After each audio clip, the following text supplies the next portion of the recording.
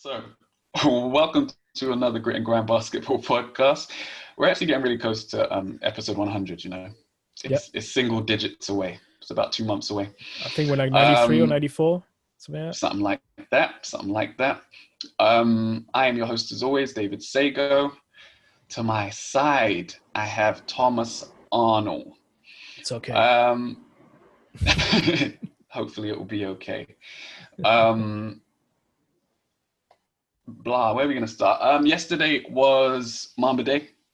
I made an appearance on live, so shout out to the NBA UK fans, guys. I saw you in the comments there, Tom. Yep. It was all interesting, all very interesting. Yeah, Rich Barrett hosted and brought some people together to talk about Kobe. I was over there telling a nice little Kobe story.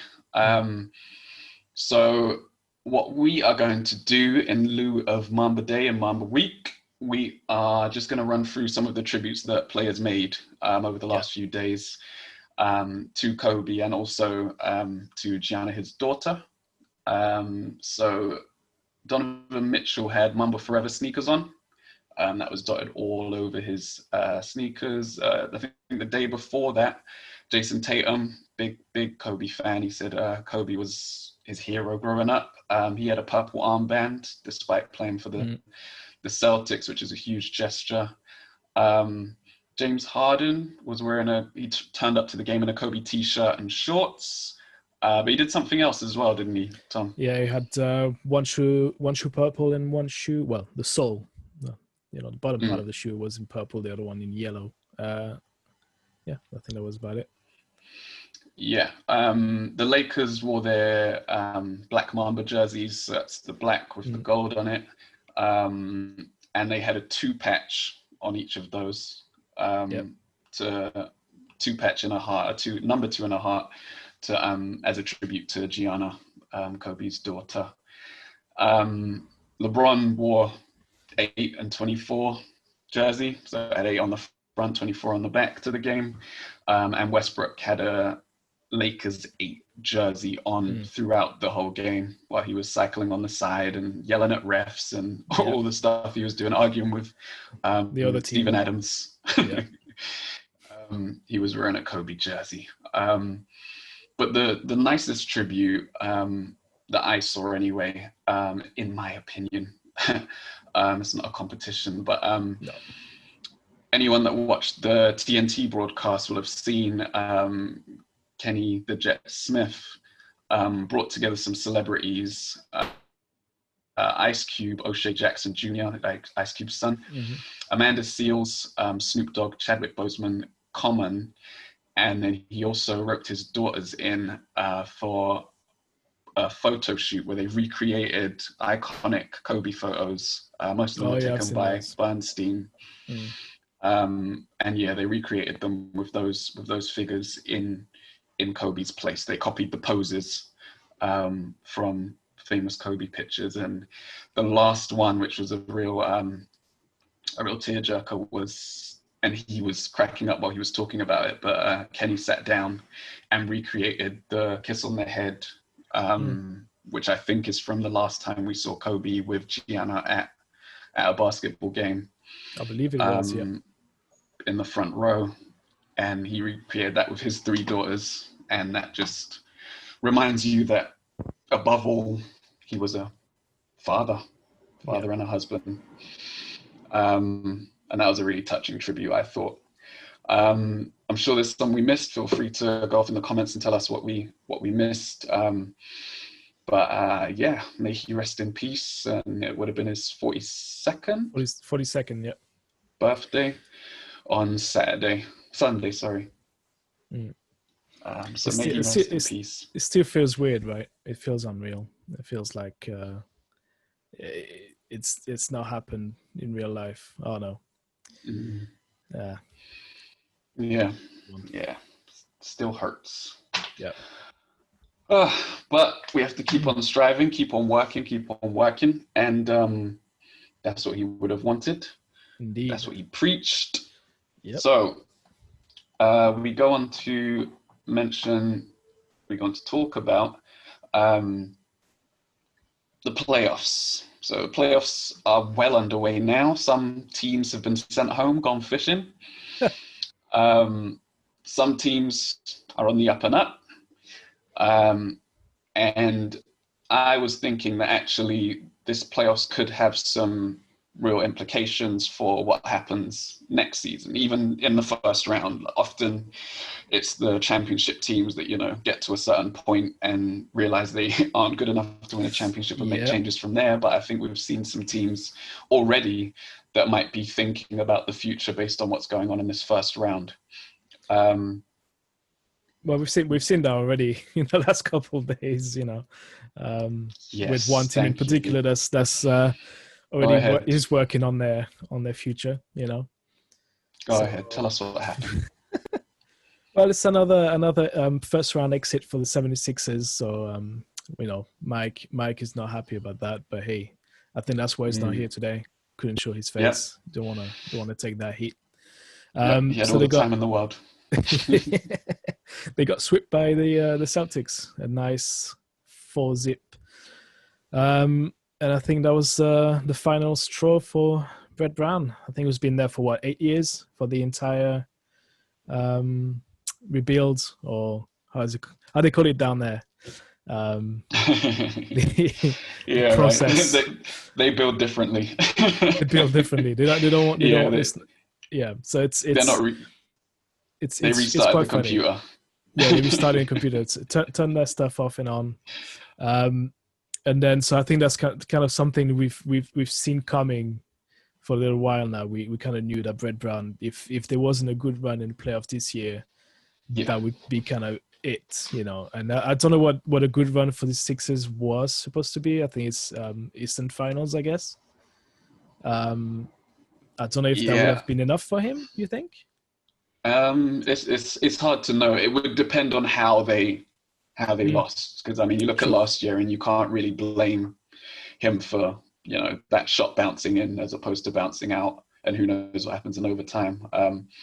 This year, if they had lost a close one against the Bucks and he made some excellent coaching decisions and changes and adjustments, then I think maybe he would have salvaged something. And obviously if they go to the finals, he would have been fine. But a first round exit, a sweep.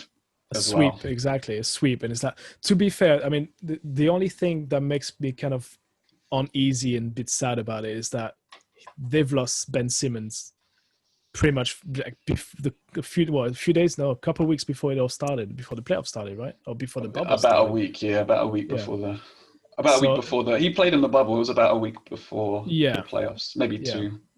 So it's your first point of call, I think, on your team, on the 76ers, is like he's extremely important to them. It's like he's the perimeter, he'd be the one that'll take charge of the opponent point guard. So it's like you can't easily replace that with anyone. Yeah.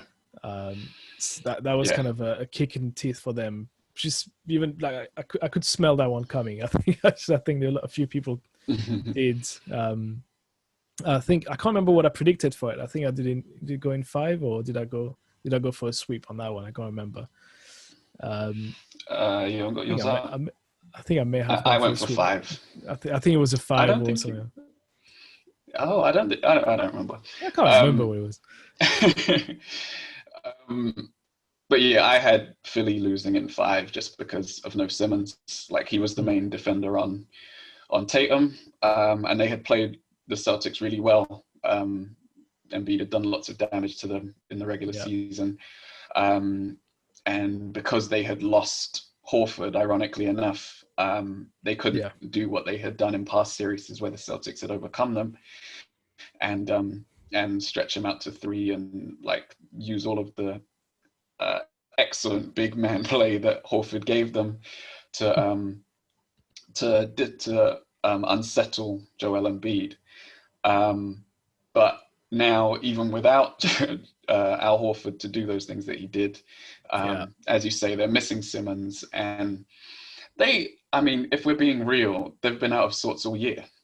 Of course, it's been a long time coming, though. It doesn't feel like it just, I think the losing Simmons before it all started, there's just the final straw. Like I said, it's like, that's it now. There's no way back. But it always felt like the players they brought in never really fitted. They never really gelled for them the entire season. I mean, to me at least, like I don't feel like it ever got to anything serious to be contending for the title. So I don't know. It's sad for Brett Brown, but it was quite predictable. It was quite being him, like you're losing your job after 8 years and going through everything they went through, and not being able to put up a fight in that series, right? Yeah, he didn't go down with all of his firepower, right? There's no like there's going to be a lot of what ifs in his head. It's like, oh, but if I had Simmons, I probably had a job, now. It's possible, yeah.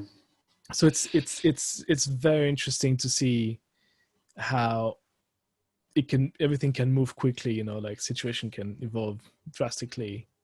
That being good or bad, I don't know, but it's as a coach and as a human being, like I'm sure he's probably sat there in his living room thinking, what if I had Simmons? What if actually somebody else? I see somebody tweeting today about what you said about, what if Kawhi's shot didn't go in last year?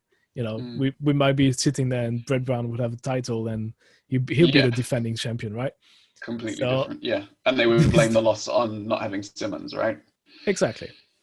So it's I think I don't really know what's gonna happen with the Sixers next season. I don't know who else they're gonna bring in. I don't know. I think Embiid today sort of alluded to, is kind of opening the door for a trade. I think that's kind of his thing. So I don't know what's going to remain of that team and the people in place, in management and Elton Brown, for example. I don't know if that's going to happen for. Yeah, I wanted to talk a little bit about that actually. So one of the issues that Jimmy Butler had last season when he played for them, he said this a few months ago on the JJ Redick podcast, who they also lost over the summer. He was basically saying that there's no accountability there. And once he sort of realized that, he knew that he couldn't stay there. He knew that he couldn't operate there. And as things got worse, like he had floated the idea of him taking more control of the offense. And they did let him in clutch time, but generally Brett Brown was like, nope, this is how we play. We play with the ball in Simmons' hands. The ball's in Simmons' hands, the ball's in Simmons' hands. And then the playoffs came and they said the ball's in Jimmy Butler's hands. And he was like, he had gotten what he wanted, but he was like, what are the implications of this going to be? And he sort of alluded to Simmons not being happy about it.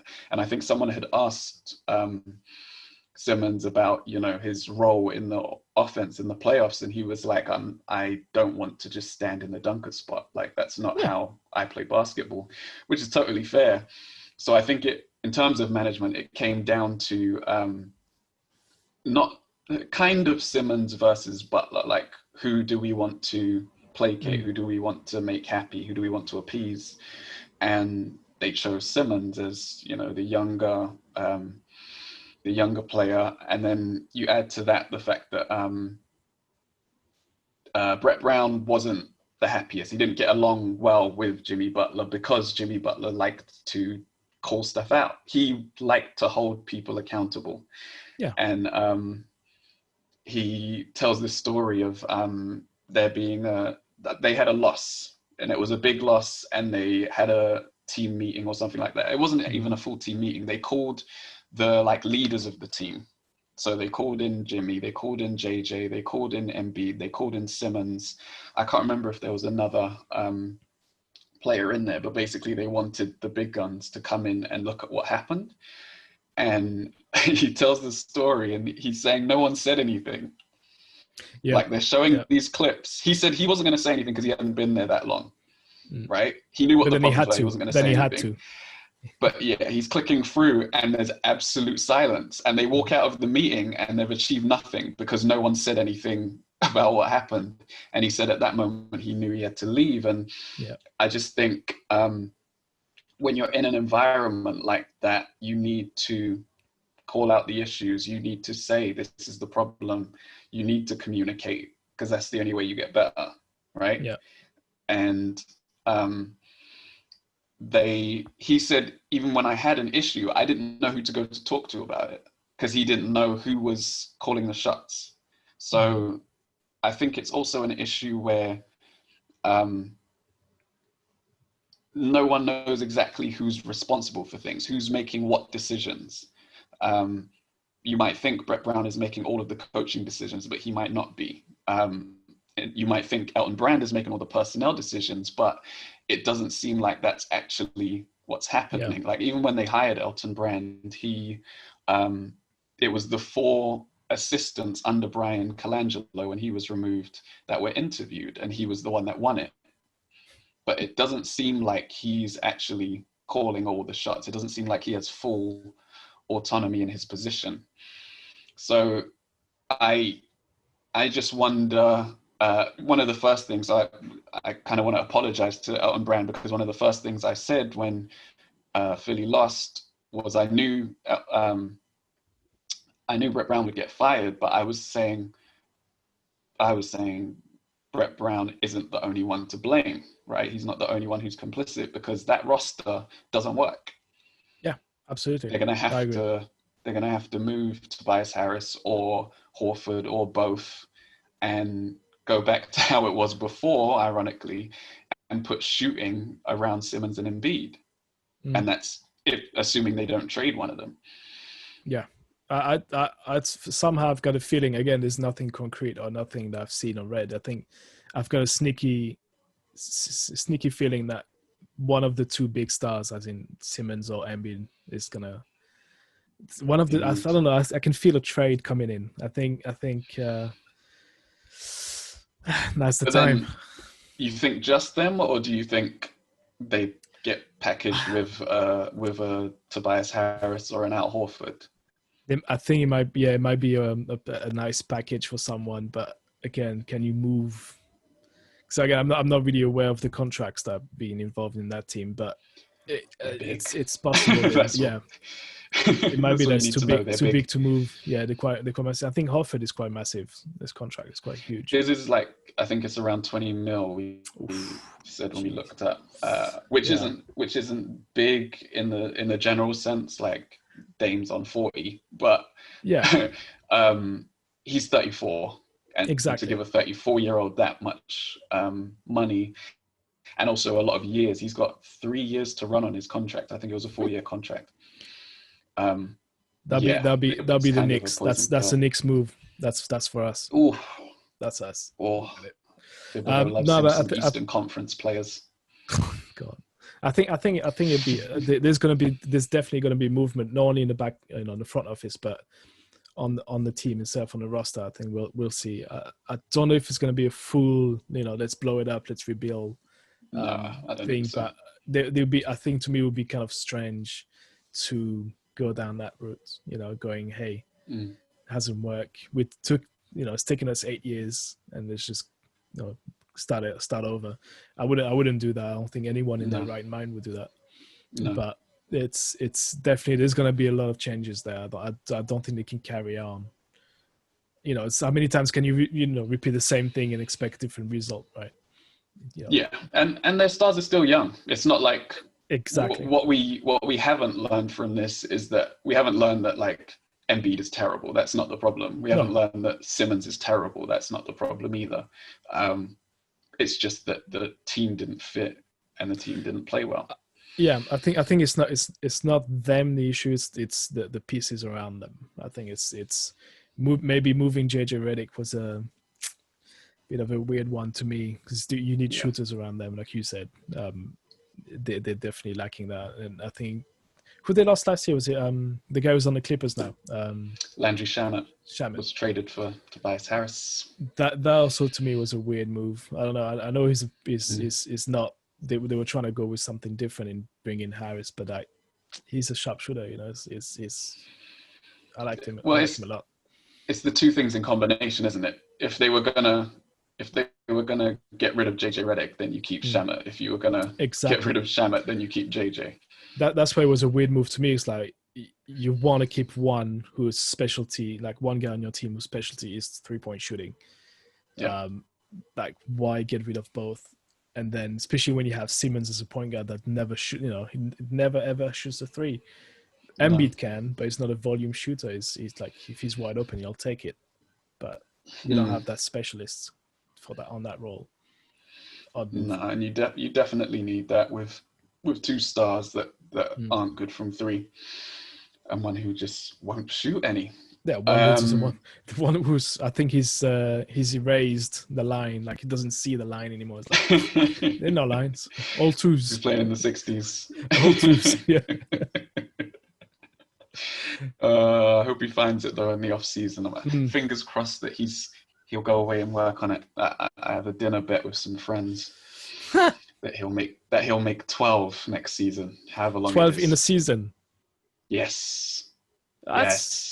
That's not entirely crazy. Yes. You know, he can do it. It's not bad. If he shoots them, right? Yeah. If he comes back and he's the same, I'm screwed. What was Kobe saying? You miss all the shoots you don't take, right? Yeah, 100% of the shots you don't take. Listen to Kobe. Yeah, man. So yeah, it's a shame that Brett Brown's lost his job, but I think it was a necessary move to help them going forwards, to change things going forwards. Josh Richardson was one of the few people that came out and actually said he's a nice guy, but and I think that speaks volumes, right? There just has to be accountability. Absolutely. So yeah, that was my team that I thought would have some implications. Tom, who was one of your teams that you thought would see some changes? Have a guess. It's not the only team. Have you fully migrated to being a Mavericks fan? I think you need to go maybe 3 weeks without talking about the Knicks, and I'll be like, yeah, he's fully converted. I'll try. Then, okay, let's count from now because I mentioned the Knicks before, so that's gone. But if within the next 3 or 4 podcasts I don't mention the Knicks at all, and then that's it. It's over. Yeah. You're coming up wearing a cowboy hat. I was so close to pull the trigger on that Doncic jersey the other day. Well, yesterday actually. All day, I was like this. I was like, "Oof." Wait for a sale. Planning. Yeah, they never go on sale. Not those. Those jerseys never go on sale. Anyway, right. My pick, like you said, the Mavs. I think so. We discussed a little bit about this before we hit record, and I think, because of the unexpected success of the team, the Mavs team this season, because they finished 7th. I think the record is 43-30, 32, something like that, regular season. And the way they've integrated Doncic into the system, and how Porzingis also came in and helped out. Okay, he was injured, but he's still, when he's on the court, he does make a difference. My sort of prediction going forward into the next season, I think, is they're going to try and do their best. I think with Mark Cuban as a major force in the NBA, he'll pull the trigger on trying to get somebody in there, a third star, or at least a good third wheel team. I don't know what position they'll be in. I don't. It would have to be either I don't know. Maybe a 3 or a 5. Yeah, maybe a 5, but you have to be careful with stuff like that because of Porzingis' mobility. If you could get a mobile 5, like a small ball 5, that would be a good idea. But if not, it would be another wing player, wouldn't it? That can play defense and knock down shots. It could be. I think it might be more of a wing. I think, thinking about it a little bit now, but so I think the whole idea is that perception around the Mavs may have changed a little bit, especially now with the playoff run they're in. I think the way they've impressed a few people with how they've taken down the Clippers on on 2 occasions now. Well, it could have been 3 with game 1. Could have been 3 with game 1, exactly. They could be 3-1, but it's not happened. But saying that, I think it could kind of help them attract players who've seen Doncic playing as well as he's done, getting those mad stats and raising legends from the scoreboards and stuff. So, poor playoff P. It's been a race. Oh, jeez. I don't know if we'll talk about that. Pandemic P, I think that's his new nickname, which is amazing. Oh, man. People think you're killing him. So, yeah, my sort of prediction, kind of impact from this season and the playoff run that they're having so far. I don't know if they'll make it to the second round. That's remain to be seen. But I think that's kind of changed players and other teams' perception of what the Mavs can achieve within the next 2, 3, 4, 5 years. And so I think that'll, on turn, help them sign somebody who's, maybe they get Harris. No, I don't. You would be a decent fit there. You would be a decent fit there. That's the funny thing about it. But I mean, like a good third wheel on the team, somebody that could, I think I think they're the best offensive team on the season, right? I think they've got the best. It's been a historic offense. I think it's been a historic offense. It's one of the best of all time. So that's what I'm saying. Like offensive rating and stuff. That's what I'm saying. It's not maybe somebody who's offensively gifted, because I think they've got already people that can shoot, like Hardaway. What's his face? They can all shoot. They can all shoot. They can all score in that team. Yeah, Seth Curry, Dorian Finney-Smith. They can all knock down shots. So it's not the issue of that. I think they need to bring, because defensively they're not the best team. Like they at times they just literally get players on the other side will just walk past them. So I think they need to bring in I don't know if one more defensive minded player will do, maybe a couple more. And then that might be what's needed to go, into the second round or the Western's finals. I don't know, whatever is going to come with that team. But I think they're not that far away in terms of being successful or a bit more successful. At least crack the top 4 in the West. I think that'll be a good thing. I think if you look at 2 things, the fact that LeBron's age, Steph Curry's age. I think Dame turns 30 this year. Yes. A lot of the best players, Harden, I think, as well as around that age. Durant's over 30. A lot of the Durant's not in the West anymore.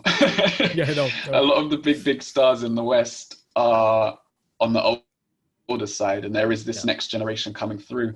But none of them have proven to be as good as Doncic yet. So if you combine the fact that the stars in the West are aging, with the fact that I'm sure a lot of players are going to want to play with Luka Doncic after this playoffs, I think you're onto something in them attracting a star.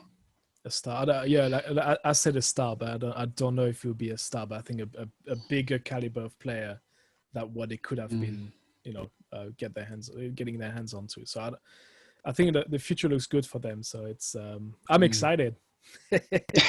My new team. Yeah, but I don't. People shouldn't understate the fact that people will want to play with Doncic because of the way he gives the ball up, how much of a genius he is on offense. That's a guy who will get the best out of you. We've talked about LeBron in this way. We talked about Steve Nash in this way, Jason Kidd, like players that are excellent playmakers. Other players want to play with them because they know that they'll understand their tendencies and they'll give them the ball where they need to. Yeah, exactly. And they'll maximize their own careers playing alongside a player like that. Indeed, yeah. So my second team, ironically, could be one of the teams that Dallas draws from. The Clippers, the other side of the same matchup. The Clippers don't look right. Some of that could be the injury to Pat Bev. Some of that could be Montrezl Harrell's struggles coming back. Some of that could be playoff P, you know, just not quite feeling right. Yeah. He said he's getting the looks, the shots just aren't falling, you know. He said it's not the defenders either. He said they're not a problem. So what is it then? I don't know why he was being that disrespectful, but hey. Well, he went deep when he went, oh, if what was it? What was his quote? Like, it would be a different series if I'd be making my shots. I'm like, yo, no shit, Charlotte. Yeah, really? no shit. Yeah. Yeah, so he made that comment, and it reminded me that the Clippers superstars, if you want to call them that, Kawhi Leonard and Paul George both signed 2-year deals. Paul George has 2 years to run, and Kawhi signed a 2-year deal. So they would both be free agents next summer. Yeah. Which means that this summer, they are tradable assets. Now, Kawhi is a franchise player. You're not trading Kawhi, like, no matter what happens. Paul George, on the other hand, if things continue the way they are, I wonder if they would consider, I'm sure they would consult with Kawhi first, but I wonder if they would consider flipping him for something or someone. And it would be interesting. Yeah, it would be interesting if some of that Dallas depth, because don't forget Dallas are without Jalen Brunson and Dwight Powell. Yeah. So they have other pieces that could be playing big minutes in this series. They have a decent amount of depth. So who knows if there could be that kind of move where a Paul George ends up in Dallas, or another team I wanted to talk about, actually, maybe the Nuggets. The Nuggets have a lot of depth as well. I wonder if they would flip some of their pieces for a player like Paul George. Who would you think they'd flip for Paul George, for example? Who do you think the Nuggets would get rid of? The Nuggets, it would depend who the Clippers were going after or who they wanted. I don't know if Paul Millsap's contract ends anytime soon, but if he was an expiring contract, for example, going into next summer, that would be a very tradable asset because he's on decent money. I think you keep Jeremy Grant. He's been productive, but I would look at Gary Harris. I would look at Will Barton, even though he's been good for them. I would look at who else is in the mix over there? Monty Morris has been a good backup, but yeah, I would look at those three contracts, those three players, and consider sacrificing some of that depth, which has helped them in the regular season, but hasn't really helped them all that much in the playoffs, for a star who plays good defense and could help them rediscover their identity on that end. Yeah, that's a good shout. Yeah, I don't know the Nuggets. I don't know. I'm not convinced by them. I think I'm the only one who had them losing to the Jazz, I think, in the predictions. Yeah, rightfully so. They looked at times disengaged from the game. I don't know. It's like they're there on the court, but it's almost like, it's like, let's run down the clock and wait for next season. It's a bit weird the way they behave there. Again. Yeah. It's been weird. Like watching them, particularly in games 2 and 3. Game 1, I thought they were in a weird position because they were winning, and then they let the Jazz back into it, and it went to overtime, and then Jamal Murray applied himself. But games 2 and 3, they were just lost at sea. It was bizarre. It's just the weirdest turnaround I've ever seen. Is like they started off well, let Utah back in, and then almost as if like, oh, I think it can be that psychologically it happens to teams where they enter the series, full of like being quite positive, and they say, okay, fine, we got this, and within the first game they applied, like you said, they applied themselves, they played well, and then they still ended up on the losing side. No, wait, sorry, no, they won the first game. Yeah, they struggled with overtime. winning the first one. That's what I meant. Mm. And it's like, okay, it's not going to be as easy. Maybe they thought themselves to be better, and Yeah, I mean, the hugely Jazz more were talented. missing Yeah. Conley and Bogdanovic, so maybe they thought it was going to be an easier series. But It's work, and then you go back into game 2, and you're like, well, we struggled in game 1, and then bang, you get caught, and then game 3 you just get slapped. destroyed from the outset. Yeah. Mm. So yeah, maybe it's because it's a young team. I think maybe that's why. I think it's they're not as experienced as the Jazz. I think overall, it could be also due to that. Yeah, they've also lost their defensive identity. Their defense was actually better than their offense the last couple of seasons. And we always think about them as an offensive team because we know they have Jokic, who can pass the hell out of the ball, can shoot it from the outside, and then Jamal Murray and Gary Harris and people cutting. But their defense was actually better, and that hasn't been the case, not only in the bubble, but in the playoffs, and especially. The Jazz are getting whatever they want. Yeah, they're switching on to Michael Porter Jr. and exposing him. They're exposing Jokic in the pick and roll. They're just getting open 3 after open 3 out of them, and it's as if there's nothing they can do to counteract it. I am glad that Mike Malone, made some adjustments and took Michael Porter Jr. out of the starting lineup. And that meant that he was up against second units and not necessarily playing as many minutes where he can get exposed in the pick and roll with Donovan Mitchell or Mike Conley or any of those guys. And that served them well in the last game. They just couldn't pull it out. But I think we saw some fight from them in game 4 at least. True. No, it was a bit more interesting. Game 4 was a touch more interesting, but yeah, I don't know if he'll be enough. We'll see. Yeah, it's a funny one. Do you want my second team? Fire away, Tom. Shoot it from the hip. My favorite team of all time. So I went with unsurprisingly the Rockets again. So I've furiously watched the game last night against OKC, where OKC equalized and then out 2 apiece. I think they won 117-114, something like that. It's a 3-point game.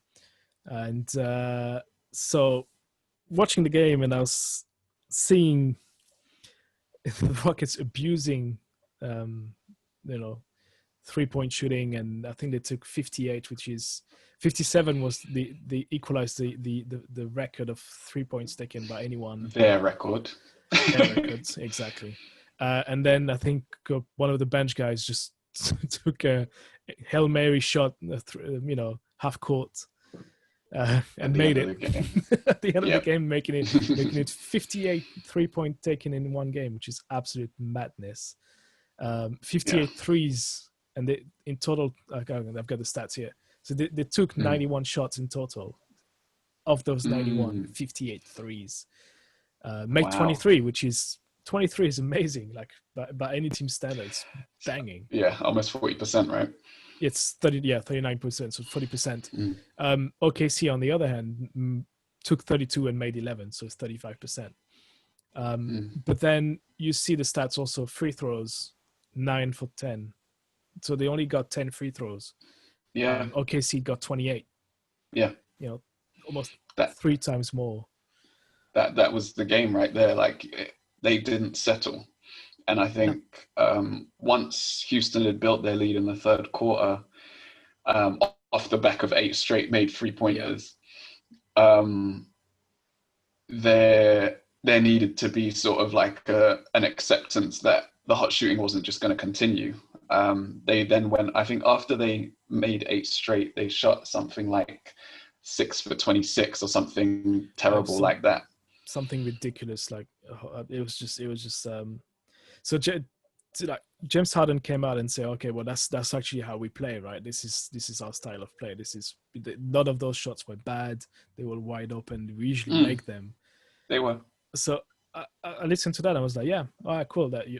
That's a good point. Yeah, sure, that's fine. That's your style of play for the last 3-4 years, I think. And this year I think it's been pushed to the absolute max with playing small ball the entire season and having PJ Tucker as a 5. Yeah. And it's fine. Or Jeff Green. Or Jeff Green. Like, that's the route you want to go down. That's absolutely fine. But I think when you looked at the Rockets coach, D'Antoni on the bench, it's like surely at some point during the game you see, you make 8 out of 8 in the third quarter. That's fine. That's great. But then you see you're missing 1, 2, 3, 4, 5, 10 in a row. You're like, maybe switch it up a little bit. Maybe go for something else that is okay. You've played the same way the entire season, so it's a bit tricky to ask of your players to do that in the playoff games. But go to the basket. Try in different ways. Like you said before, it's like Harden would just blow past his defender and just kick it out to some guy on the wing, and it's like he was passing up layups. That was the problem, and I think that's what you should be asking of them to do, because that's part of the way they play. They want layups and they want threes. You should want layups first, and then if you can't get layups, or if you're met at the rim by a second defender or a third defender, then you kick it out. And part of the problem was Harden was getting to the cup, passing up layups for corner threes, and that's fine to do a few times. Absolutely. But once you realize that you've missed your last 3 in a row, 4 in a row, 5 in a row, 6, at some point you have to just get the layup. And if it's not your coach asking for it, on the touchline, like it's got to come from Harden primarily, because he's the ball handler on that team. Like, So and again, that comes with the whole territory with Harden, is that how many minutes is he playing a game? How many games is he playing the entire season? It's like, granted, there's been a massive break this season between the playoffs and the regular season. So he's not as tired as he usually is at that time, same time of the year. But it's before you could put that down, maybe the lack of, I don't want to say it's basketball, an issue with his basketball IQ. I don't think it is. I think he doesn't sometimes recognize what's going on in the game. Sometimes he's maybe fixating on the same game plan, and you know what I mean? It's a bit, to me, it's a bit of weird things. Like I understand that Houston, like the Rockets, have their philosophy. That's the way they're approaching the game. That's the way they base the entire setup of the roster, and that's how they want to go. Go and play basketball, which I love a good 3-point shooting contest, but like they're taking it to the extreme now when it's completely unbalanced towards taking as many threes as possible. So when it falls, I mean, again, 23 threes in one game, that's huge. That's not bad. Yeah. But when you take 58, that you've got to think, maybe we've pushed that as far as we can push it now.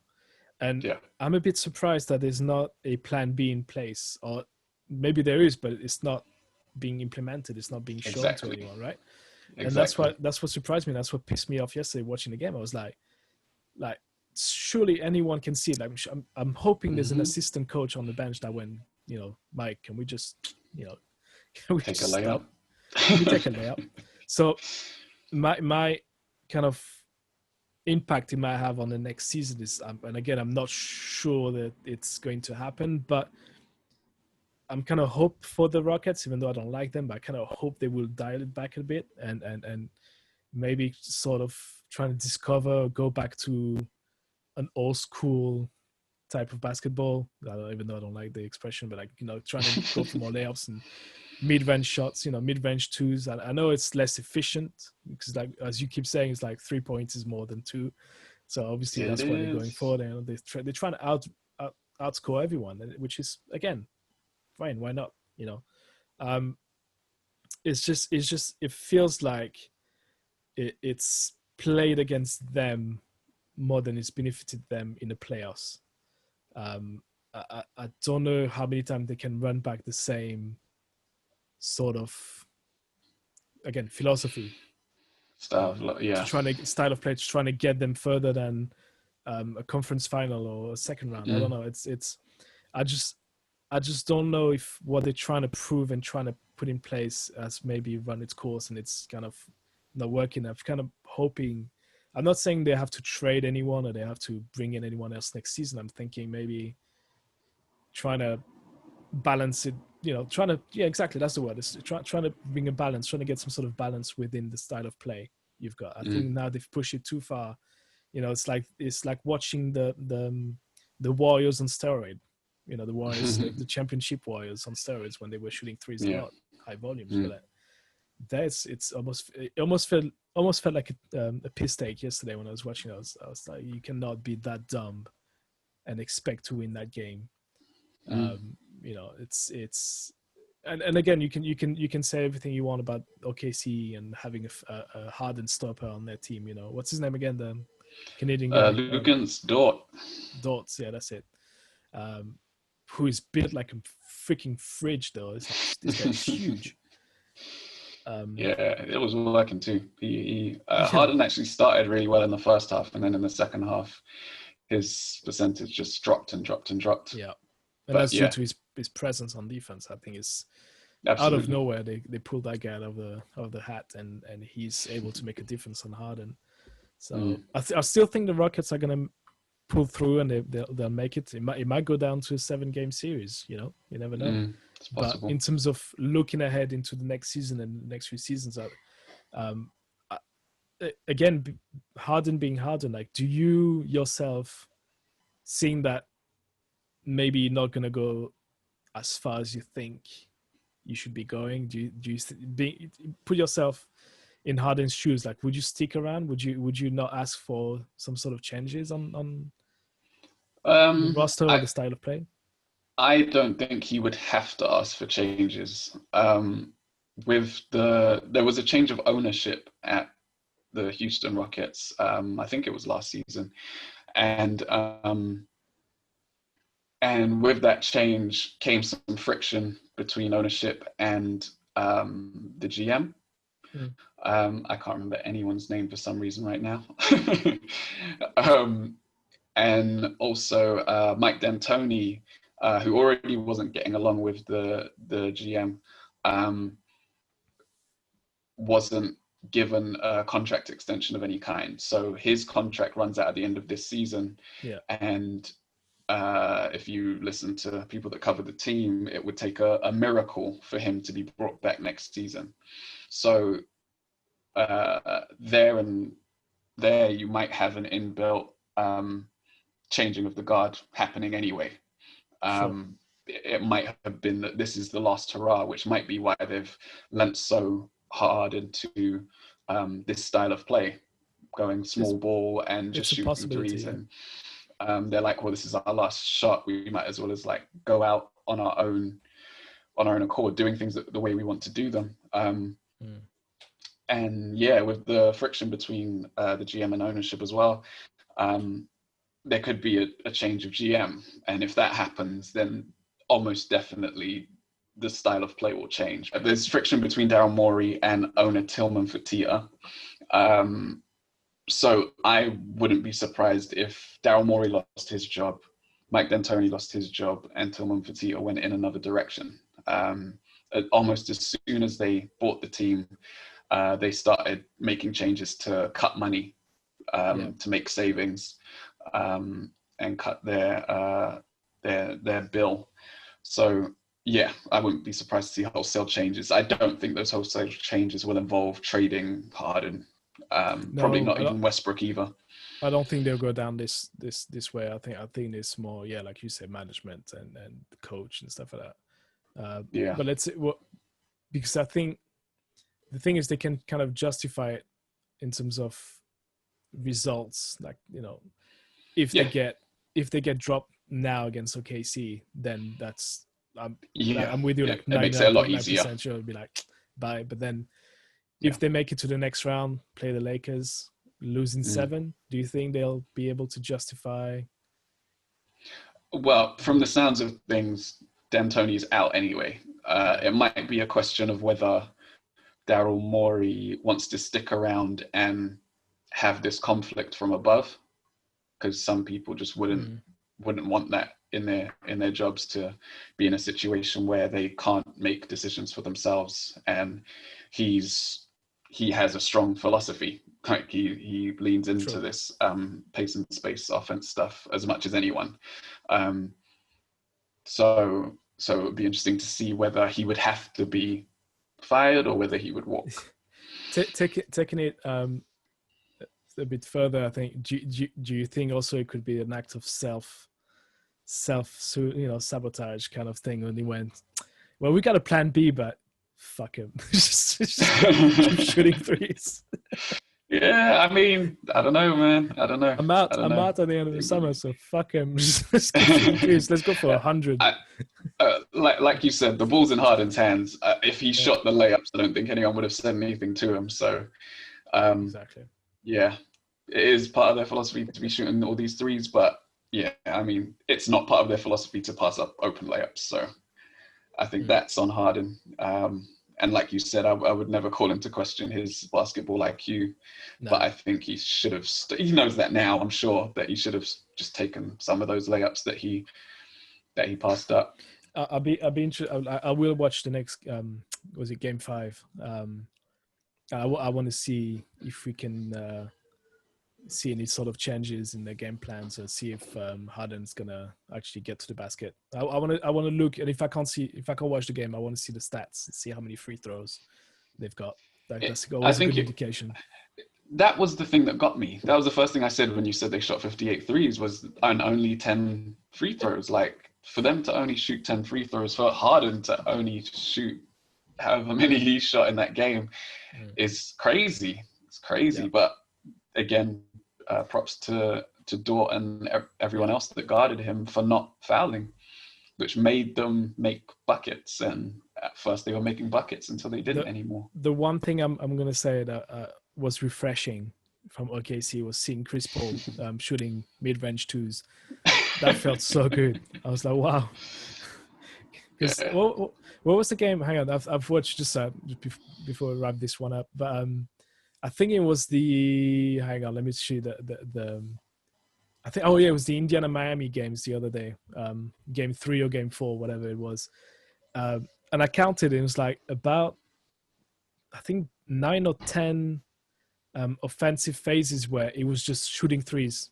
Like, not even passing the ball. It was like grabbing a rebound. The guy who got the rebound just brought the ball up, shot the three.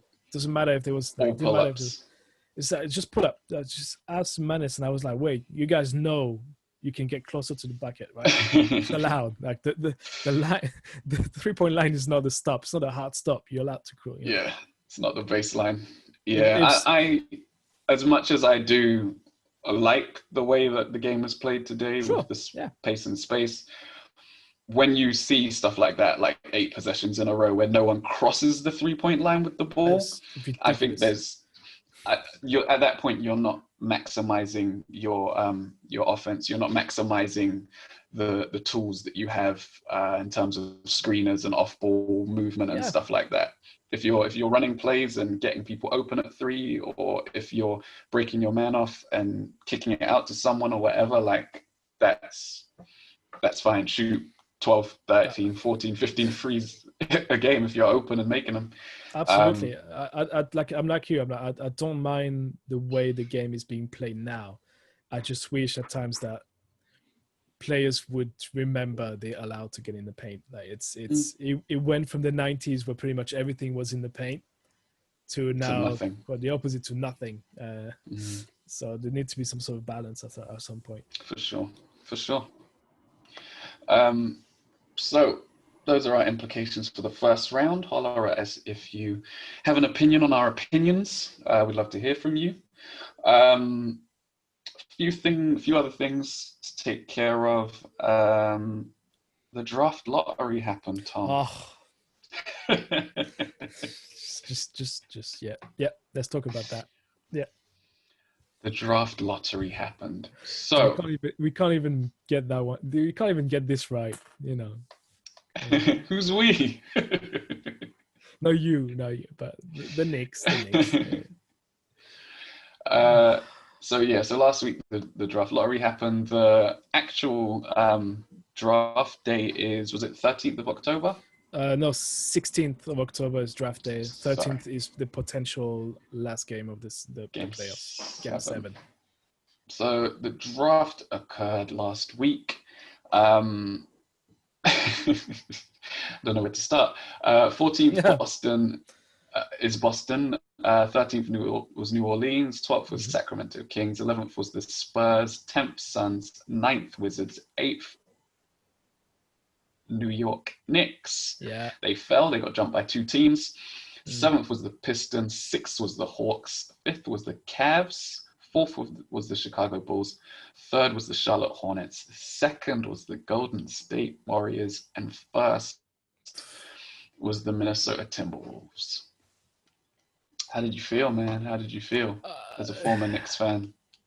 The thing is, it was a two-prong attack on the Knicks fans on that day, because we had ESPN and a bunch of other Twitter accounts who started nice and early in getting the Knicks fans aggro by posting a bunch of unsavory photos. Anyway, disgusting. but then waking up next day and seeing that not only did we not get first pick, we went all the way down to 8, which is just fuck. That's the only way. That's the only way to analyze it. It's just fuck. It's widely believed that this draft has a few, there's no slam dunk pick, right? For pardon the pun, but there's no Zion, there's no Anthony Davis, there's no LeBron James. So there's a few players that might get taken first, and then after 1 to 4, supposedly the draft gets a lot weaker. I think there's going to be a lot of slippers in that draft. I think there's going to be a lot of good, solid players that get picked after 1 to 4, as you said. I don't see a potential for a superstar like Zion, like last season, or I think it will be a solid draft, not one where we'll see massive stars emerge from. I mean, saying that, there's always one like a Kawhi or some shit that. Of course, Of course, yeah. Even the worst draft, I think it was 2013, when the Cavs picked Anthony Bennett first. There was lots of good players in that draft. CJ McCollum, Rudy Gobert was in that draft, and there's always players that drop. Donovan Mitchell was the 17th pick or something like that. He was a very late pick. It happens, and I'm sure as you said, there'll be some very good players in this draft, but it's just not. It's going to be difficult to know who to pick, and it's going to be a lot of teams gambling. I've seen so many changes in scouting reports on that one, and what's the website? Is it DraftKings? There's pretty much every single website and pundits, let's use that word, that's following the NBA has kind of gone back and forth in choosing who's going to be the first 3 picks. There's always I don't think I remember seeing a draft that's been so uncertain in the last couple of years.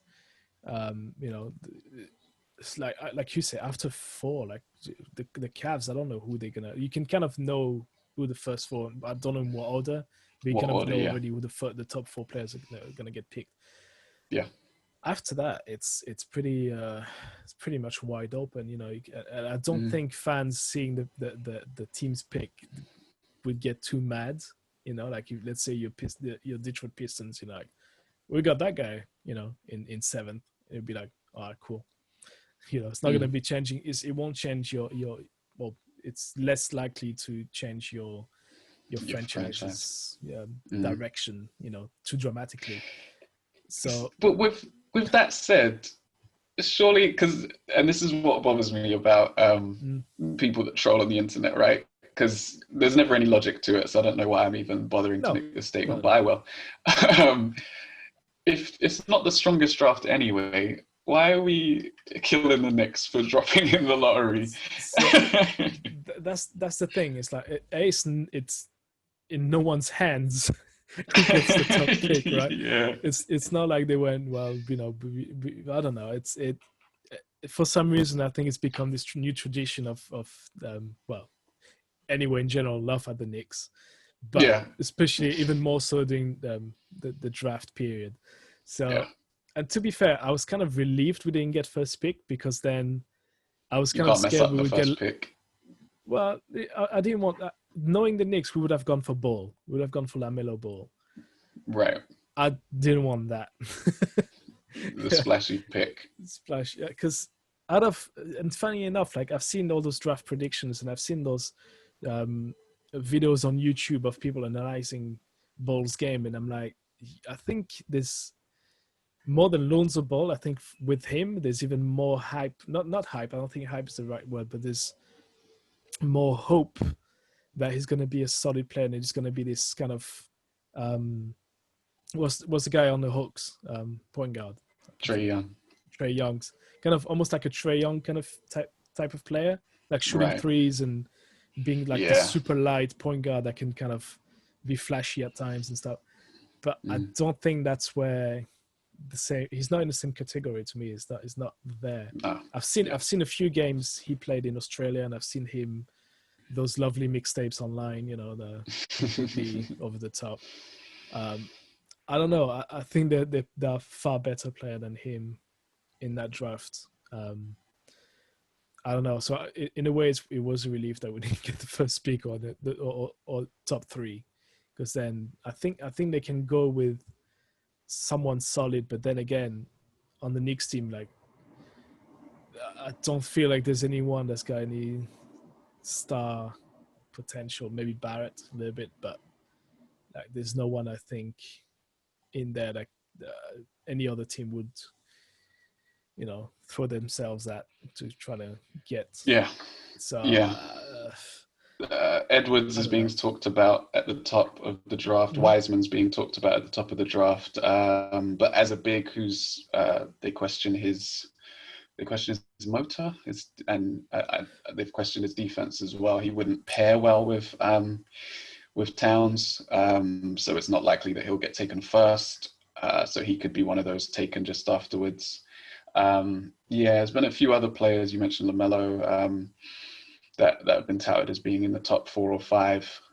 There's a young player as well. I'm never going to remember his name. I heard about him on a podcast yesterday. There's a young player in Europe who's supposedly, it might be, if you say his name, it might ring a bell. That's the one that is apparently kind of it's got the Knicks preference. I can't remember his name, but he's young. He's like 19 years old. But he's not like very developed. He's a raw talent.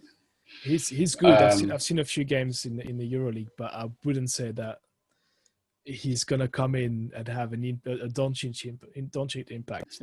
No, it's not going to be the guy that's like, okay, give him the keys now. It's more like you say, like if he goes well, maybe in 3, 4, 5 years he'll be there. A good player, yeah. I don't see, and it's funny enough you mentioned this guy, because for once, I know more about the players outside the top 3 than inside the top 3. So Wiseman and what's the other guy? Forgot the name. Edwards or LaMelo? Edwards. So actually the top 2, they said those 2 guys. Like I virtually know very little about them. As in, like, I don't think I've seen them play. Maybe I've caught them somewhere, but I guess compared to previous drafts, like I had a pretty solid knowledge of who was going to be number 1, like this style of play and stuff like that. But like these 2, you knew how Ayton played. You'd heard about Bagley from high school. You'd heard about Trey Young and his Steph Curry-esque style play. Like, yeah, you knew about them. Luka in Europe, obviously. Ja Morant as well. Ja Morant, yeah. By this point, you knew a lot about him. Yeah, you're right. And a part of that is Wiseman being screwed over by the NCAA and not being allowed to play for Memphis.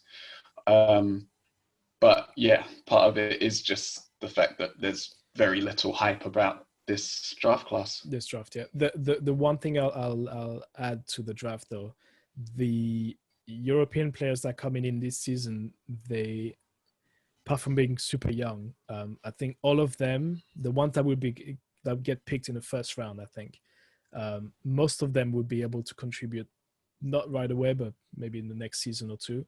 And they all, especially the point guards, there's a couple of French point guards in there that are already kind of very, very solid. There's a bunch of them. We can talk about it, I think, once we do a draft our usual draft episode. I think that I'll take the French guys in there and break it down for you guys. But they right. I'm not saying they'll be special or they'll be, but they potentially could be up there with the best French players we've seen or European players we've seen if they are put in the right situation. I think I'll send the details on the 2-point guards that I'm thinking about. They could be something really good. Right. Yep. Have a lot of potential.